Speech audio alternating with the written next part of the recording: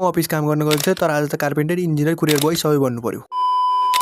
बिहानै म त रफ्तार एकछिन के बसेको थियो मेरो शरीरबाट यस्तो पसिना निस्क्यो कि कतै मेरो शरीरभित्र सोमरसको कारखाना खोलिसक्यो कि जस्तो लाग्यो। उता मेरो गैर उपस्थितिमा मेरो साथीले फाइदा उठाइसक्यो। त्यो काण्ड गरे पछि सुनौला। के हिँडेको थिएँ घामले त स्वागत गर्न थाल्यो। मलाई त नेपालमा छु कि जापानमा छु कन्फ्युज लाग्यो। बिहानै अन्तर्राष्ट्रिय घामको अनुभव पाएँ। खाने मुखलाई जुगाले छेक्दैन भने चाहिँ म पनि घामसँग हार नमानी दकुर्दै गएँ। बाटोमा मेरो साथीको चाल देखेँ। त्यो चाल आय हाय हाय हेर्दा हेर्दै आइसल्यान्डको प्रधानमन्त्री बन्ने अभ्यास गरे जस्तो। पेन्गुइनले पनि उसलाई देखेर कोचिङ लिन आउला। त्यसपछि त म सलमान खानको हराएको भान्जा निवास खान अफिसमा एन्ट्री गरेँ। मनमा त ब्याकग्राउन्ड म्युजिक बजिरहेको थियो। अफिस पुगेपछि 3D मोड बनाउन थाल्यो। ब्लेन्डर त यति चलायो कि माउसले नै ओभर टाइम भत्ता माग्ला जस्तो भयो। बस्दा बस्दै बेन्ची भाँचेको रहेछ अनि स्टाफुरले बेन्चीलाई तालिदिए। त्यसपछि नक्सा तयार पायो। नक्सा तयार पारेपछि आफू त इन्जिनियर ओभरसियर मन्त्री तिनैजना भयो जस्तो लाग्यो। सबै बुक पढेर पनि भ्यायो।